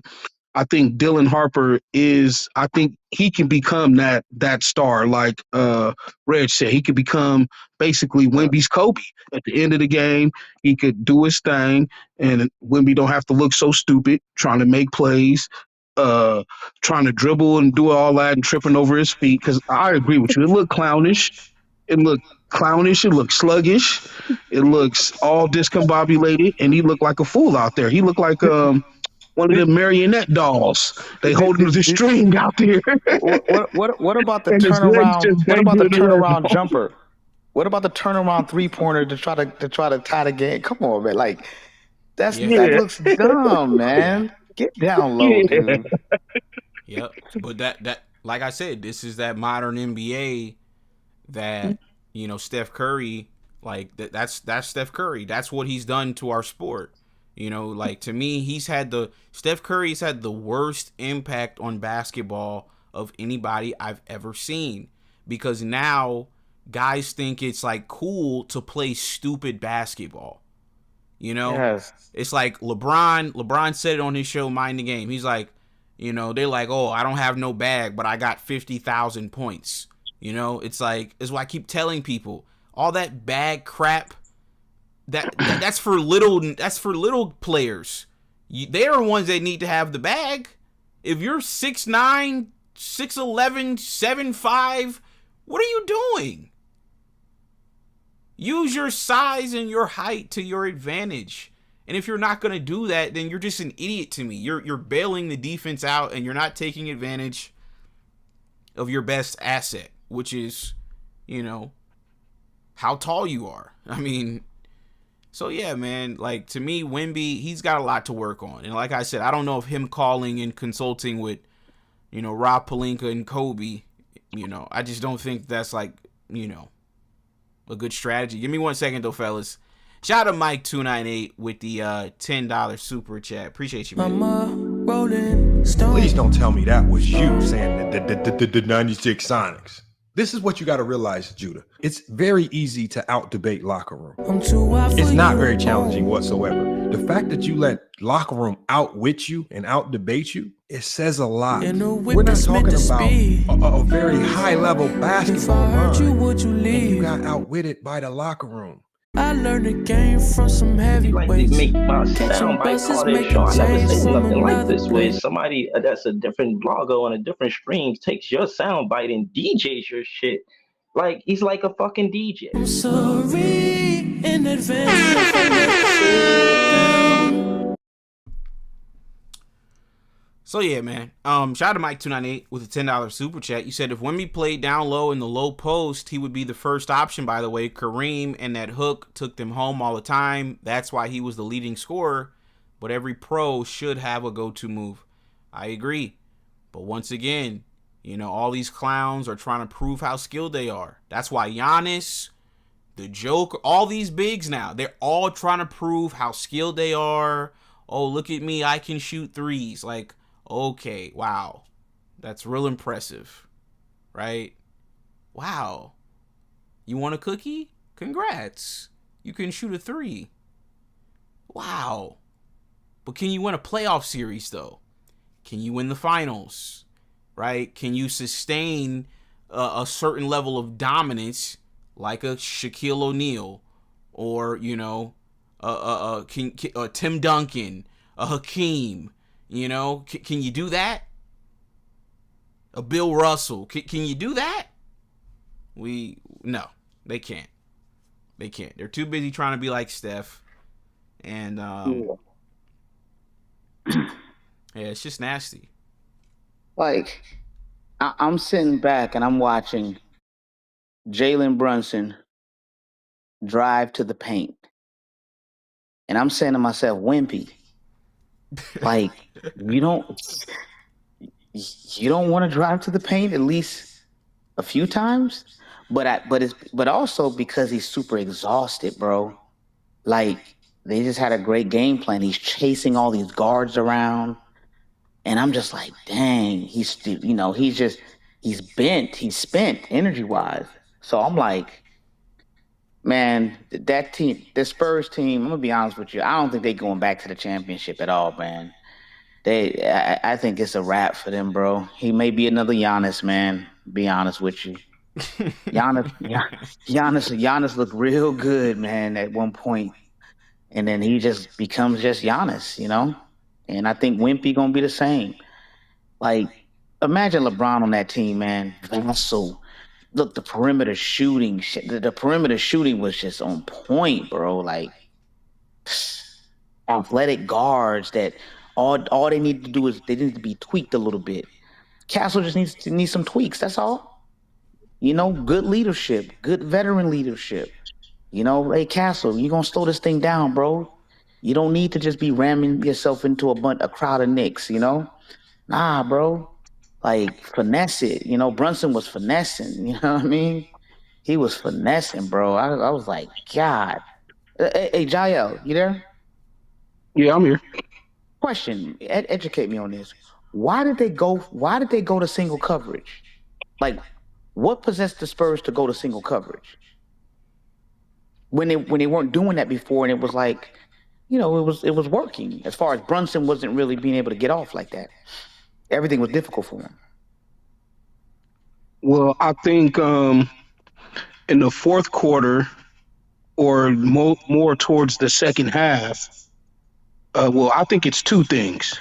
So they're building the lead in the first half, and then Mitch, whatever his name is not giving Wemby breaks when they have that lead, which would be the best moments to give him rest. He's not taking advantage of those moments. So in the second half, Wemby is tired and he can't chase and switch and do all of that. So they try to make sure he's closer to the basket to try to give him rest. But it disrupts the offense or it disrupts the defense that was working so well in the first half. So in the second half, like you said, Wemby's exhausted. He literally can't do all that chasing in the second half. So they don't have any choice. But that's because of, like I said, coaching. They're up by at least 14 every first half of the game. But when they're up 14, Wemby is still in the game. Why are you not using these moments to get him rest? Because you know you're going to need him in the second half. Good point. That's bad rotation, bad coaching. That's a very good point. So you're saying that they went to single coverage because Wemby was exhausted? Yeah, I think they're trying to keep him closer to the basket, but yeah, he's exhausted. He can't run around. If you want to get anything out of him on offense, and you see how bad his offense has been in the second halves, all of his second, he does good. He starts out on fire. Second half, he fizzles out. He can't do it. He's, like you said, he's doing too much. He's trying to give you everything on offense, and then he's running and chasing guards and playing the perimeter on defense. When in all actuality, if he played more of a traditional big man role on defense, then he would be able to get more rest throughout the game. And then also the coaching with taking advantage of the times you have the lead to get him rest. I think like the last game. I think we're discounting the fact that he's just soft too, though. Like, you remember that? Remember that one play when Mitchell Robinson on the rebound got the rebound from him. I couldn't believe it, bro, because he was tired. It's because he was exhausted, Red. He's done at the second half, bro. I'm gonna be honest with you. Weight on him too, though. He needs to get stronger. I think he's mentally weak. That's what I think. You know, like I said, I can point to so many instances 444. The crying after the OKC series, right? The game 2 blunder when he throws the ball to Stephon Castle's back. Game 4, up 29. You know, goes to the free throw line, bricks 2 free throws in the Garden. Right? Tonight, like, I'm watching the game, you know, like I said, the not boxing out Mitchell Robinson to grab the nah, bro, he's just weak. Like, he's weak and he cracks under pressure. So you're saying he's really a wimpy. He's really a wimpy. But why is he in the game when they're up 29? Now think about the Warriors. No matter what team that the Warriors were playing when they would Steph Curry and Clay and Dre would sit out the fourth quarters, once they got up by 20, they were sitting down because they relied on the depth. Champagnie could have played more. Carter Bryant could have played more. Those guys are capable. Here's the thing, though, Jael. Here's another thing I forgot to mention. They were also attacking him, too. Oh, yeah, for sure. They started to attack him. And I saw they were attacking Luke Cornett as well, the white. They started attacking Luke Cornett as well. But I noticed that. They started bringing him out and making him guard on that island. And like I said, bro, to me, you know, he's a French motherfucker. You know, he's like I said, we can analyze the basketball and what they should have done, what they didn't do, and blah blah blah. Fire Mitch Johnson, De'Aaron Fox is trash. But at the end of the day, y'all are trying to build a team around a nigga from France. He's a Pepe Le Pew type nigga. You said what? All I'm saying is, if you want a hearty breakfast, you choose biscuits, not croissants. Exactly. That's real though. That's real though. But think about it. So, I got some more examples for you. 444. So his whole beef with Chet Holmgren stems from him losing to Chet. And I seen the clip when they were like 17, 18 years old. He's like, you know, got his French jersey on, and he's in the back just pouting, crying all over the place. Oh, he was crying. Crying. Because Chet beat him for some, you know, I guess they beat him. And Chet got the MVP, so he was crying about that. Okay, so that's one instance. So then, you remember in the Olympics 2024? Yeah. The Olympics were in France. That was supposed to be his coming out party. He got clapped in over there. Now he comes over here. He gets to the finals. He gets clapped over here. He's always coming in second place. He doesn't have that killer instinct to get over the top. See, niggas be thinking they tough 444 because they'll be like, oh yeah, well, if somebody breaks in my house, you know, I'm gonna defend myself. Okay, yeah, you're playing defense then. That's a completely different mindset than playing offense. I think he was fooled by this mama mentality. He was bamboozled. He was tricked. Do you think that's what he's trying to do? Do you think that's what he's trying to do with all this monk and all of that thing? He's trying to learn or get that killer instinct. I think I know he definitely. That's his way of trying to fake it till you make it. On Kobe, you know, to try to inquire about the Mamba mentality and how to harness the Mamba mentality. I'm telling you, 444. Okay, so I'm gonna give you an example, right? Gonna call LeBron. Go ahead. So you remember the young Dolph situation, right? Yep. So I remember 2017 when he dropped the diss track to Yo Gotti, the "Play with Yo B" song, right? Yep. Mm-hmm. And then, you know, it felt like Dolph was the one mainly like provoking it in songs and stuff. You didn't really hear too much from Gotti, right? Yep. Then Black Youngster got involved. Black Youngster, and you know, they said they shot up his, you know, van in Charlotte, and then Dolph went to LA. He got shot in LA, and then he eventually met his demise in Memphis, going to get some cookies.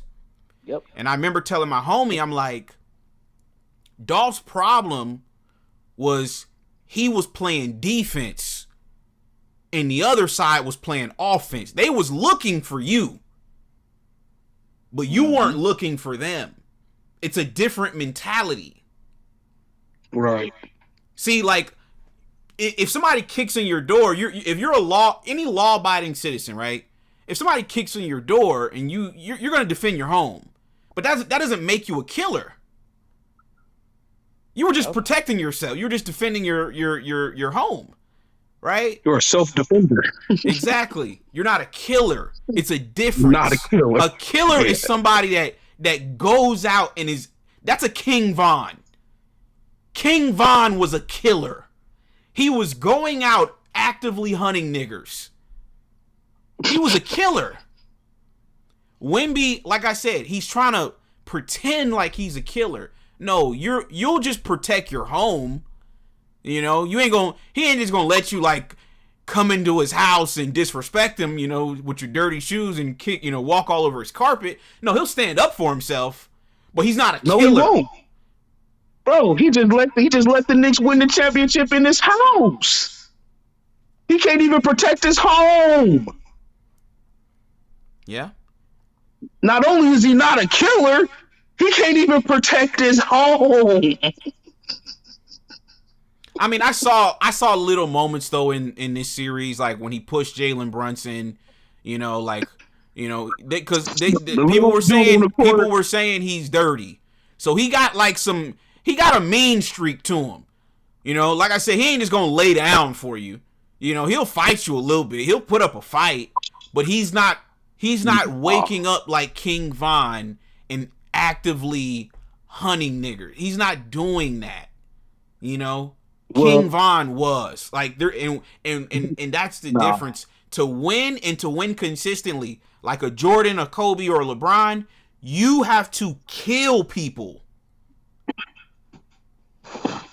And I don't think a nigga from France is really built like that to really have that type of moxie and mentality. I don't think he has it. We got Mike 298. You say Draymond's a killer in the playoffs? Exactly. Draymond will lay you down. If you stand in Draymond's way when it's time to win a championship, he will do whatever he has to do to win. He will take you out. Yeah, I don't give Wemby no points for what he did to Jalen Brunson. He didn't do that to Mitchell. He didn't do that to Anunoby. He chose the littlest dude on the court. Bro, that's literally David and Goliath. To be fair, Jael, I did see one play on Twitter where it looked like he tried to take his legs out. Yeah, it looked like he was trying to take OG's Achilles out. Like, I did see one play. I was like, oh yeah, I could see why they threw an egg at his head. For real. Oh, and speaking of which, and I want to get you guys' perspective on this, right? Because I was thinking about this earlier. Because I heard people talking about, the Knicks need to chill out. And, throwing an egg and all this stuff, this is nasty and all this stuff. And I was really thinking about this earlier. And I really said to myself, bro, I loved everything about the New York Knicks fans. To me, that's what really kind of made this series so enjoyable, was to watch people be excited about basketball again. Like, to me, if you ever hear stories from overseas, this is what they do overseas.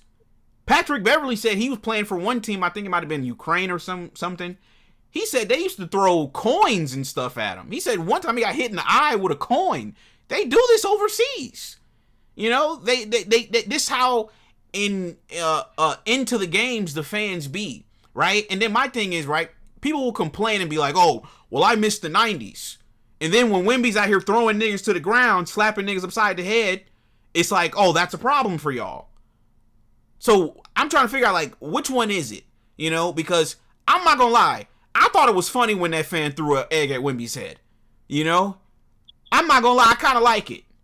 It kind of reminds me of the old school. Because I remember Kobe. He said when they lost the championship in 2008, that they got on the bus after the game, and they said the Celtics fans were egging their car, doing all that type of stuff. This is what used to go on in the NBA, And then y'all be claiming y'all want the old days back, and then here it is. We got it. We finally got it back, and y'all complaining about it. I don't like that. Like I said, shout out to the Knicks fans, because they brought that energy. They showed us what a real fan base looks like. For all y'all fan bases out there, and I don't want to point no fingers, Laker fans, y'all ain't real fans, bro. I'm being real. Y'all hate on LeBron. I didn't see Knicks fans hating on Brunson. I didn't see Knicks fans hating on Josh Hart and they squad. I didn't see none of that. They were supporting their team all the way through. So I think there's a lot to be learned here from this New York Knicks situation. A lot of y'all fan bases out there, y'all ain't real fans, bro. Y'all don't really care. Y'all don't really like basketball like that. Y'all Laker fans, a lot of y'all really just hating on LeBron because he's better than Kobe. Y'all don't care about basketball. You're not even really Laker fans for real. You're really Kobe fans upset that LeBron is on your team. So, like I said, I want to shout out to I got to shout out the Knicks, but what y'all think about that?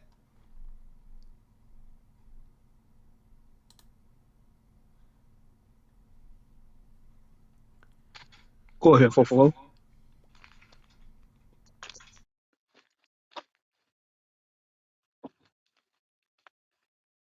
Oh, well, I'll go then. Yeah, I'm happy for the Knicks. You know, I picked the Knicks in 6, but they did it in 5. And yeah, just in me being a true Lakers fan, I know what it feels like to go through a drought or the little bit of a drought that we've been through. And I'll be going crazy like, hey, it's been 10 years. We ain't won. Like, what the hell is going on? But to have gone 53 years without a championship, you know, if you're a Knicks fan, you a true Knicks fan because they ain't had no bandwagon to jump on. If you a Knicks fan, you really a fan. And yeah, man, I'm happy for the city. And yeah, just with the basketball thing, as far as people wanting it to be like, I don't want it to be like the 90s. I grew up watching 90s basketball, and the only thing I really liked about the 90s was that players really knew they role. Like if you was a role player, you knew you was a role player. The stars was the stars, the role player was the role players. In the 90s, that was clear cut. There was no blurred lines. Like if you don't pass the ball to Michael Jordan or you take a shot without him passing you the ball, you going to sit down. We don't have that today. Coaches are scared of players, like not like they would do back in the day. But yeah, I like the way basketball is now, except for what you were saying earlier, how everybody think they can launch a 3 and just shoot a 3. Other than that, I definitely wouldn't want to see the basketball go back to the 90s. I'm not one of those back in the day cats. So yeah, I like where we are going right now. I love the fact that we got LeBron on our. See, that's what makes me a true Lakers fan, is that I was a Lakers fan before Kobe got there. So I'm not just a Kobe's fan. I love having LeBron on our team. And LeBron is my favorite player. So yeah, like Jeannie said, if you don't like LeBron, you ain't no real Lakers fan. All these fakers fans really are just Kobe fans because that's who they grew up. That's all they know, and they know LeBron is better. And Pelinka is colluding to not let LeBron get his 5th ring. But I ain't gonna go on that. But yeah, I love where basketball is today. Yeah, let me play this clip. Give me 1 second. Let me play this clip, folks. Somebody just sent me this on Twitter chat. So I guess Wemby, I guess he's upset, chat, that he lost the. I guess Wemby's upset that he lost the. Yeah, let me just play the whole interview, actually, because I do want to hear what he has to say for himself. Give me 1 second, fellas. Let me play this Wemby interview real quick. Shout out to everybody that's tuned in. We got over 300 people on YouTube, over another 100 on Twitter. Y'all do me a favor and drop a like on the video. Here we go, folks. Victor, I know it's the end of a tough series. I'm just wondering if you can put into words what it was like to watch that team celebrate a championship on your home floor, and does that give you and the team maybe motivation, fuel going into whatever's next?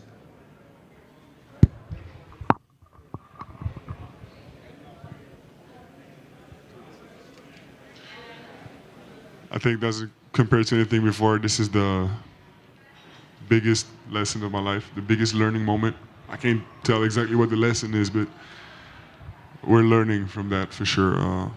I'm learning more than any other time in my life before. First row, left side. Victor, you've had quite the journey just over your first 3 years in the league. You know, you went from the lean times to this stage and experiencing this. How do you think all of this is going to sort of shape your mentality moving forward? It's going to be all of it.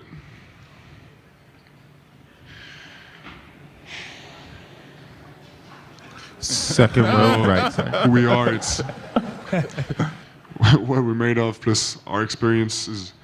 And this has been a hell of a year in terms of experience. I don't think we could have learned more and gained more experience in one playoff run and in one season, and personally in 18 months.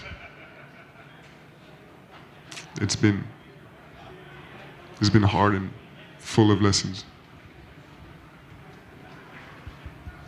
Victor, I know, again, it's too early to process maybe, but when you are going through this summer, do you think there's anything from these last few games, few months, the whole season that's going to stick with you that you're going to think about the most as you prepare for next year?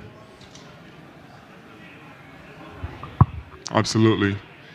What I'm pissed about is that there's probably 100 games before we can be back in finals. So, I don't know how to say it in English, but I'm going to have to, hold that inside of me and slow down, and wait, and execute for 100 games. Déjà, félicitations pour ta saison et votre saison.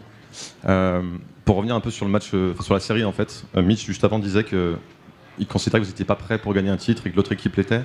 Est-ce que tu es d'accord avec ça et Évidemment. Qu'est-ce qui a manqué sur cette série précisément? Personnellement? Cette série? What? Évidemment. On n'était pas prêt. Bro, what are you talking about, man? J'étais pas prêt à gagner une bague. Bro, I'm out, man. That nigga's tripping. C'est évident. Je pense qu'en termes de volonté de bien faire, d'intensité, d'effort, on était à un bon niveau, j'étais à un bon niveau. What? Mais l'expérience, Bro, c'est des erreurs. On manque pas de talent, on manque pas de capacité, on fait trop d'erreurs, je fais trop d'erreurs.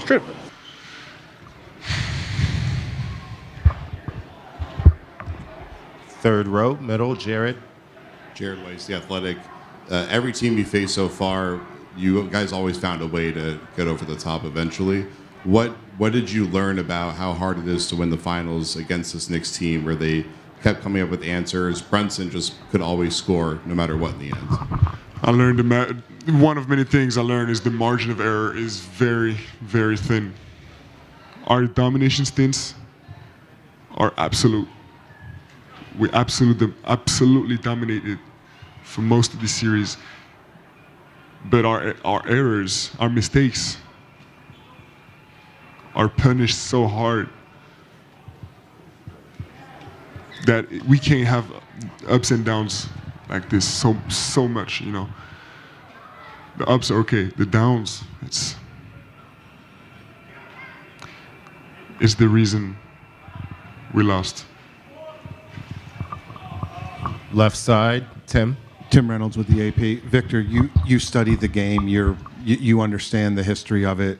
It took Michael 7 years. It took LeBron 9. It took Jerry West 12 years to be a champion. Not even the greatest ever.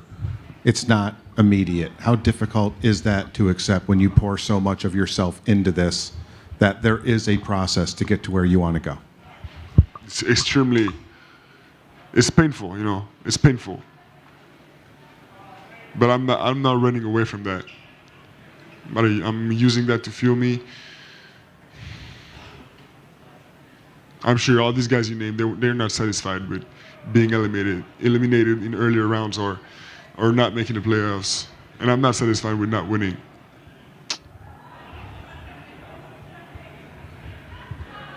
But as I said, this is the biggest lesson of my life. And as a team, there's no better experience than what we just lived. En français, après cette finale, sur quoi est-ce que tu souhaites progresser le plus cet été sur le parquet, en dehors du parquet? Quel axe de progression tu identifies pour toi avant la prochaine saison? What are you talking about, man?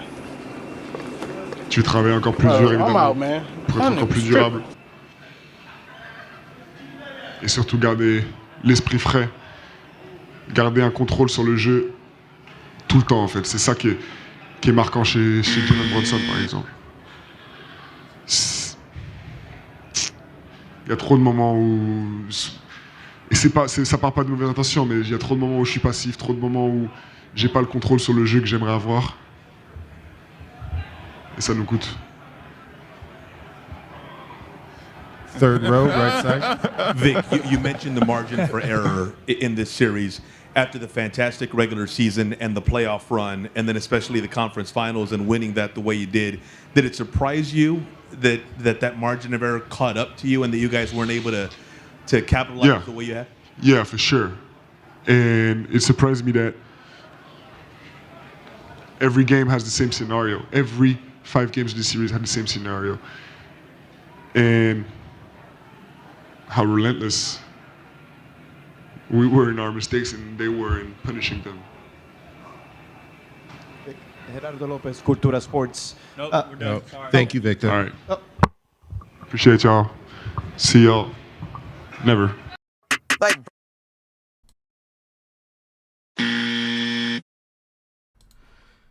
Chat, you guys heard what he said at the end. Appreciate y'all. See you guys never. He's a sore loser, man. But he's right. You know, this is what LeBron James had to go through, folks. You know, you lose and you got to wait a whole nother 100 games before you can win, get an opportunity to win again. He knows he knows the obstacle, right?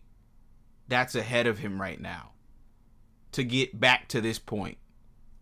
He even said it. Yeah, it's going to be another 100 games. He don't want to have to play that another. He knows how hard that 100 games was, chat. Remember, he cried when they beat the Clippers in the regular season. He cried. That's how tired he was. He was exhausted. Now he's got to do it again. Yeah, man, this is what you got to do, dude. You know, you can't fake like you want to be like Kobe, and then when it's time to put that work in, you don't want to put that work in.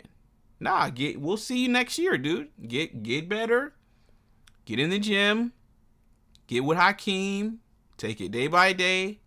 And we'll see you next year. Okay, pussy? Good luck. Now, want to show you guys a few memes, folks, because, they are absolutely clowning Luka Dookie right now on Twitter. Let me show you guys a few of the memes going on right now. This is actually hilarious. So yeah, this was one of the memes that they posted. So yeah, Luka, everybody else chat, they have, awards and, trophies, championships, everything. And then Luka, he's down there chat with a Big Mac meal. So yeah, man. He's been officially surpassed by all of his peers, folks. Yeah. It's actually nasty. They posted this graphic as well. They said Luka's the only one that still can't win. So yeah, man, we got a lot to talk about, folks, tomorrow, because, the Lakers, the draft is coming up, folks. And I'm seeing a lot of people still pushing this Aston narrative. Oh, we can win with Aston. Ladies and gentlemen, I'm here to let you guys know, just because the Thunder lost, just because the Spurs lost, doesn't mean that they won't whoop the shit out of you. Because they most certainly will. De'Aaron Fox will whoop the shit out of Aston Reeves. Dylan Harper and them, Stephon Castle. Yeah, I know Stephon Castle played bad tonight. He'll fuck Austin Reeves over, though. And we can't lose sight of that. So, yeah, man. I'm going to just, like I said, see you guys tomorrow, man. We still got Jael and 444 on the line. You got any final thoughts, Jael? Oh, yeah, for sure. I've heard a lot of people say Wemby need to get with Akeem, but I think more than anything, he should get with Tim Duncan. He the big fundamentals. If anybody could teach him the footwork and the technique that he needs to operate in the post to get better, nobody better than Tim Duncan.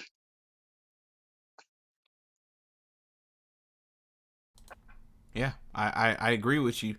But yeah, man, shout out to you, Jael. Good call, man. Appreciate you, man. For sure. Peace. All right, bro. Peace. Yeah, 444. I don't know what happened with 444. But yeah, shout out to 444. But yeah, folks, that's really all I got, man. Like I said, congratulations to the Knicks, man. Shout out to the Knicks. Hell of a fan base, you know. Jalen Brunson, hell of a player, man. You know, Jalen Brunson did it for the little guys out here, man. You know, shout out to Jalen Brunson, man. You know, I got to get me a Jalen Brunson jersey, chat. I got to get me a Brunson egg and cheese, for real. You know, Jalen Brunson is the king of New York, man. The short niggas is back, chat. The short niggas is back. You know, shout out to Jalen Brunson representing for all the niggas that's, you know, 6 feet and under. Shout out to Jalen Brunson for representing for us, man. You know, the short niggas, chat. Like I said, we run the world, man. We run the world. You know what I mean? You know, you 7'5" lanky motherfuckers. You niggas don't even look right, man. You just too big. You know, you don't even look right, dude. You can't even shop at the mall. You got to get everything custom made. You know, size 25 sneaker wearing motherfucker. Yeah, man. Jalen Brunson, man. You know, shout out to Jalen Brunson, man. You know, he's my height, chat. 5'11".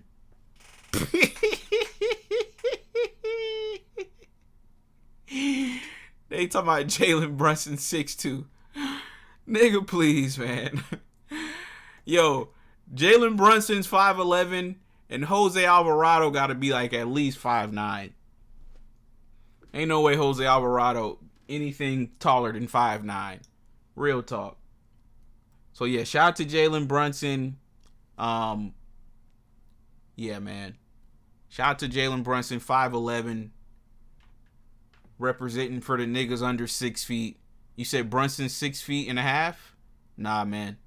That's what sneakers on. Flat-footed, Jalen Brunson's 5'11", man. You said Jose's 5'11"? Stop it, dude.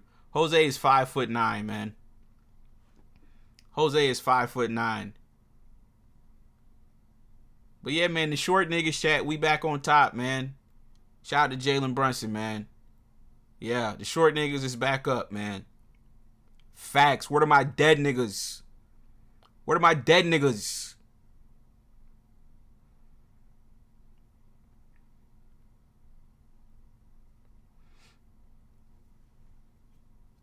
I didn't even know this either, chat, until I looked it up. But you know, Michael Jackson was a short nigga too, man. Michael Jackson was only 5'9".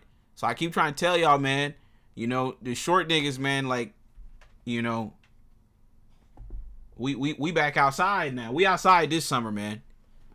Yep, we outside. We outside this summer, chat. It's our year now. You know what I mean? It's our year. All that 6'8" crap. You know, you got that King 6'8" nigga running around. Nah, dude. Pack it up, dude. Go sit down somewhere. Yeah. Y'all don't even understand what Jalen Brunson just did, chat. Like, he really just he created a whole new lane for the short niggas now. See, now you can build around a short nigga again. You can build around a short nigga again. You know, before it was, oh, he's got to be 6'8", you know. He's got to be 6'8" to lead a team to the championship. No, man. Jalen Brunson, 5'11", dude.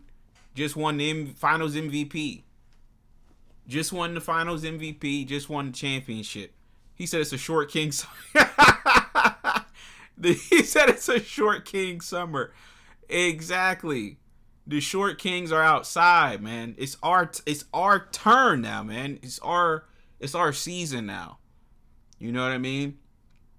You king 6'8", you tall niggas, you know what I mean, running around, all that, man. Nah, man, go in the house, gang. Go in the house. Like, yeah. This changes the game. Chat, this changes the game, bruh. Y'all don't even peep what Jalen Brunson. That's why I say he's a GOAT. I gotta get me a Jalen Brunson jersey. He changed the game with this. Becky Hammond said you can't win with a small guard like Jalen Brunson. And now he showed you that you can. So now you ain't gotta be 6'10" no more. You ain't gotta be AJ DeBonza. You know, you ain't gotta be Cooper Flagg no more. You can be Darius Acuff. You can be Darren Peterson. You know, you can be Jalen Brunson and still win. This is incredible stuff, man. This is incredible stuff right here, man. I love it, chat. I do. I love it. You know, this is inspirational. You know, Jalen Brunson put on for all the short kings, man. I'm getting me a Jalen Brunson jersey. I ain't gonna lie. I'm getting me a Jalen Brunson jersey. I'm gonna frame me a Jalen Brunson jersey. He just motivated me. He just inspired me on a whole nother level. Like, there's no excuses, chat. You know what I mean? In a game that is literally built for tall niggas, Jalen Brunson just showed us that you can overcome all of that. When the last short nigga we seen lead his team to a championship? Come on, gang. This nigga Jalen Brunson, he's inspirational, man. He showed us what hard work and dedication can get you. You feel me? It don't matter that you niggas is 6'5", 6'6", 6'8", 6'10", 7 feet, 7'5". He just slayed the dragon. He just slayed the dragon. Niggas talking about the East is weak. Bro, y'all are pathetic, man. You can never just give credit. It's always some hater shit with you haters.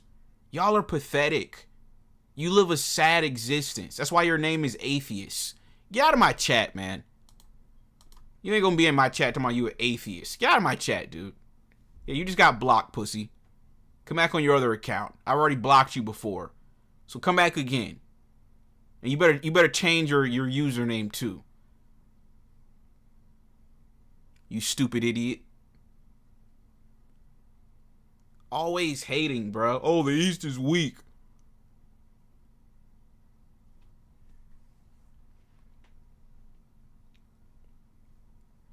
No, dude.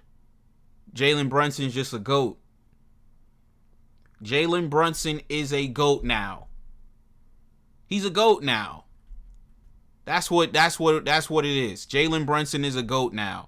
And he will be respected as such now. Y'all gonna put some respect on Big Body Brunson. And it's that simple. I'm not standing for any Jalen Brunson slander anymore. He's representing for all the short kings worldwide. So no Jalen Brunson slander will be tolerated here at the locker room any further. You will respect Jalen Brunson on this platform. You better put some respect on Big Body Brunson. What's your excuse? Once again, in a game that is built for tall niggas, Jalen Brunson overcame all odds. See, niggas like LeBron, we got to keep it a buck. Nigga, you 6'9". You supposed to be great. You 6'9", 250, can run like a gazelle. Nigga, we expected greatness from you. Like, greatness was expected. Brunson, you was a second round pick. You was an afterthought. We didn't anticipate you doing this. That's why I gotta get, like, to be real, this almost is like 2 rings for Brunson. I ain't gonna lie. Brunson damn near got 2 rings. Like, this ring was like 2 rings almost. Like, he got 2 rings in my mind. You know what I mean? Real talk. Because he wasn't even expected to be this. See, like Jordan and like LeBron and these type niggas, Shaq, y'all was expected to do something. Y'all were first round lottery pick, number 1 overall pick ass niggas. Y'all were expected to be great. He wasn't even expected to do none of this, and he still did it. Exactly. This is a win for the small guards, proving KD dumbass wrong again. KD's a clown. I don't like KD like that. Anthony Edwards talking about KD's my favorite player. Nigga, fuck you then. I'm a LeBron fan. LeBron fans. Fuck is you niggas talking about? You said this is why Becky Hammon is still pretty much right. Small niggas don't win. And when they do, it's a shock. And it's only happened like 4 times in the history of the league. She's still right. Yeah, Becky Hammon can dunk these balls down her throat tonight. That's what Becky Hammon can do. Becky Hammon can, yeah. Yeah. You was about to make me get yellow marked for a second. I was finna go off on your little stupid ass comment. I ain't even gonna do it. You and Becky Hammon, like I said, nigga. Okay. Yeah. Let me not get this show yellow marked. This was a good show. I ain't gonna get this show yellow marked. But Becky Hammon, like I said, nigga, that's why her name's Becky. Yeah. Yeah. We know what the hoes named Becky are good at. Yeah. That Gawk 3000. That's what Becky's good at. Yeah. Fuck out of here. Becky's good at that Gawk 3000. How do those Brunson balls taste, Becky? How do those Brunson balls taste now, Becky? Exactly. Fuck out of here. No, she still looks like a clown. Yeah. She said what she said, and then she stood on it, and then Jalen Brunson put his cock and balls on her forehead. So issue the man an apology and keep it pushing. Like, we don't want to hear your explanation, none of that. Like, just issue the man his apology and keep it pushing. Your take was, it was wrong. And that's okay.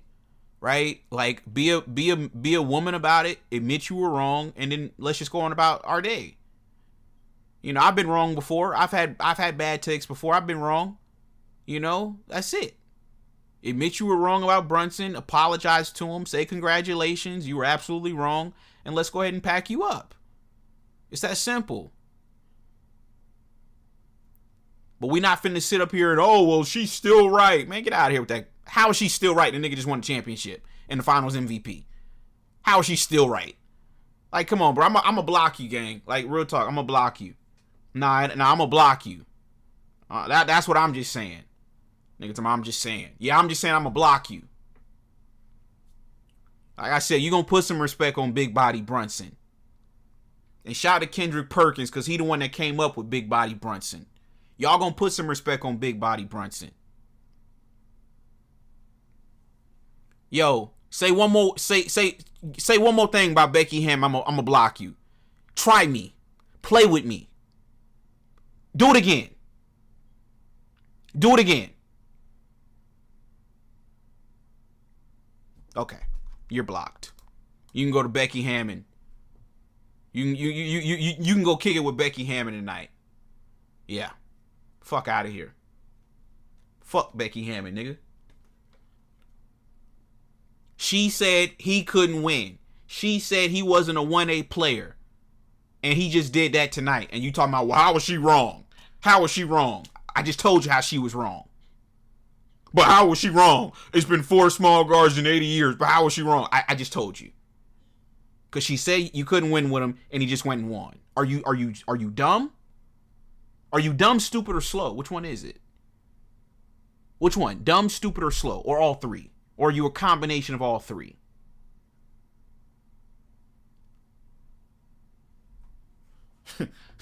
You're dumb, stupid, and you're slow. I don't have time for you. Get out of my chat. What are you, a Luka fan? You're probably a Luka fan, right? You're upset that Luka doesn't have nothing. So now you want to hate on Big Body Brunson. No, tell your baby daddy to go get in the gym and stop eating cheeseburgers.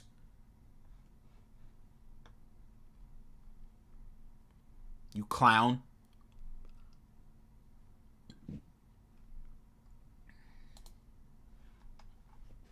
You can't win championships and you're 350 pounds.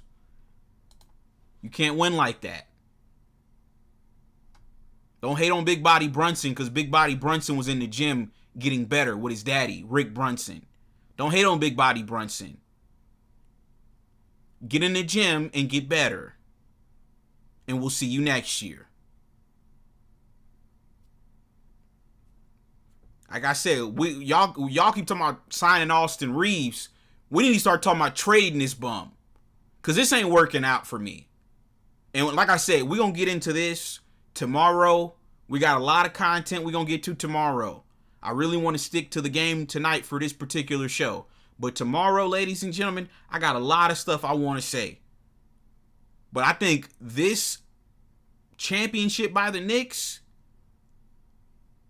oh no, if you're the Lakers, it's time to go ahead and pull the plug on this situation. Cause everybody that's played with this dude, when they get from under him, they go win. Brunson, Porzingis got from under him, went and won. Kyrie went to him, can't win. LeBron can't win with him. He's the common denominator here, folks. It's that white boy. And Nico Harrison was right. And y'all got mad at the black man for trading your favorite white boy. You people disgust me. And you still won't give Nico his respect. You still won't apologize to him. And that's why the Dallas Mavericks, that's why you guys are in purgatory.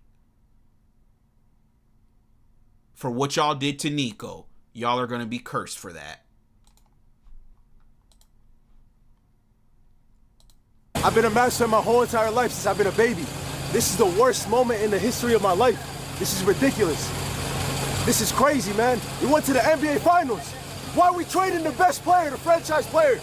How are we trading the franchise player? We went to the NBA Finals. He's supposed to have a statue. Hell yeah. He's supposed to have a statue. Dirk got a statue right there. It's supposed to be Luka right there. Why we don't got a statue for Luka? This new management is putting profit over fans. Profit over fans. Feel me? They're not worried about the fans. They don't care that we've invested 7 years of it believing in Luka, believing in building a team around Luka. They don't care about that. They just want to make their gambling money, make a couple $100 million, and leave us stuck out here. You know, now we're back to square one. We're back to square zero. You feel me? It's ridiculous. Luka filled that stadium. Who gonna fill it now? Who gonna fill that stadium now? And that's exactly what you get, Maverick fans. That's exactly what you get. You lost Luka and Jalen Brunson.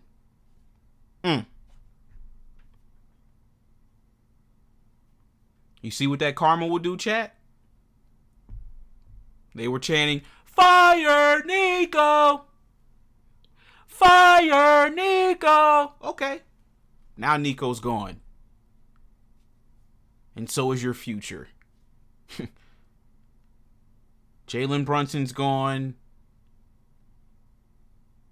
Luka's gone. Now they're talking about they're going to trade PJ, they're going to trade Klay Thompson, and they're going to trade Daniel Gafford. Exactly. So everybody that was affiliated with that championship team, they're all about to be gone. Or not, excuse me, that finals run team, because y'all didn't win no championship. That's what y'all get. You should have sat there and you should have shut up and let Nico cook. And guess what? Y'all would have been the ones competing this upcoming season. You would have had Kyrie, you would have had Cooper Flagg coming off of a Rookie of the Year campaign, and you would have had Anthony Davis. And maybe y'all could have won the championship. But because you got so mad at the black man for trading your little shitty white boy, now guess what? Now you're not going to win again.